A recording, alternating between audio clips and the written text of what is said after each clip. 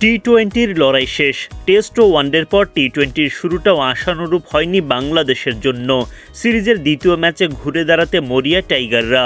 প্রথম ম্যাচের ভুল ত্রুটি শুধরে দ্বিতীয় টি-20-তে একাদশে একাধিক কৌশলগত পরিবর্তনের আভাস মিলেছে।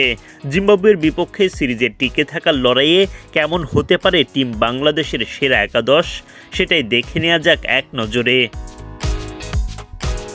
প্রথম টি-20-তে বাজে ব্যাটিংয়ের মাসুল দিতে হয়েছে বাংলাদেশকে। দুই ওপেনারের মধ্যে তানজিদ তামিম 16 ও সাইফ হাসান করতে পারেন মাত্র 12 রান। তবুও দ্বিতীয় ম্যাচেও তাদের ওপরই দায়িত্ব থাকছে। আবারও ইনিংস শুরু করতে দেখা যাবে তাদেরকেই। তবে এবার ভক্তদের আশা থাকবে সেরা পারফরম্যান্সে যেন দলকে তারা জেতাতে পারেন। আগের ম্যাচে পারভেজ হোসেন ইমনের ব্যাট থেকে আসে মাত্র 5 রান, যেটা তার কাছ থেকে একেবারে অপ্রত্যাশিত। সিরিজে ঘুরে দাঁড়াতে হলে এবার যে ঘুরে দাঁড়াতে হবে ইমনকেও। বাকি ব্যাটারদের মতো ব্যর্থ হন অধিনায়ক তাওহিদ হৃদয়ও। 13 বল খেলে 14 রান করতে পারেন তিনি। নেতৃত্বের পাশাপাশি ব্যাট হাতেও রান তুলতে হবে টাইগার অধিনায়ককে। প্রথম টি-20-তে ব্যাটিং বিপর্যয়ের মাঝে কেবল আলো ছড়াতে পারেন ইয়াসির রাব্বি।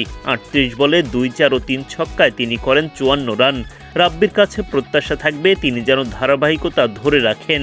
প্রথম টি-20-তে ভয়াবহ ব্যাটিং বিপর্যয়ের পর একাদশে ফেরানো হতে পারে অলরাউন্ডার মোসাদ্দেক হোসেন সৈকতকে, যিনি ব্যাটে বলে এগিয়ে নিতে পারেন দলকে।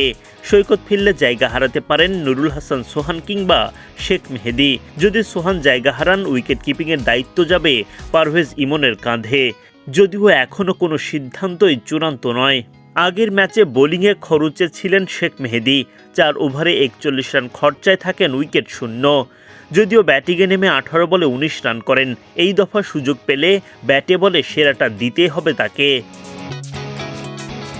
অলরাউন্ডার মোহাম্মদ সাইফুদ্দিন বোলিংয়ে জোড়া উইকেট শিকার করলেও ব্যাট হাতে ব্যর্থ। দলকে সিরিজে ফেরাতে ব্যাটে বলে সমান পারফরম্যান্সের আশা এই অলরাউন্ডারের কাছ থেকে। প্রথম টি-20-তে 3 ওভারে 32 রান ব্যয় করে কোনো উইকেট তুলতে পারেননি নাসুম আহমেদ। তার জায়গায় কি রিশাদ হোসেনকে ভরসা করবে টিম ম্যানেজমেন্ট? শেষ মুহূর্তে হয়তো চূড়ান্ত সিদ্ধান্ত নেওয়া হবে।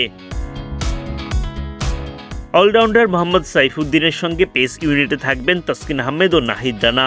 রানা আগের ম্যাচে 4 উইকেট শিকার করেছেন, তবে শেষ ওভারে ব্যয়বহুল ছিলেন। এবার আর সেটা হতে দেওয়া যাবে না। ওদিকে তাসকিন আহমেদ উইকেট তুলতে না পারলেও 4 ওভারে ব্যয় করেন মাত্র 22 রান।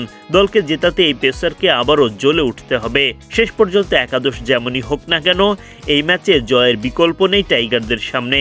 বাংলাদেশ সময় শুক্রবার বিকেল 4:30টায় সিরিজের দ্বিতীয় টি-20-তে মুখোমুখি হবে বাংলাদেশ ও জিম্বাবুয়ে।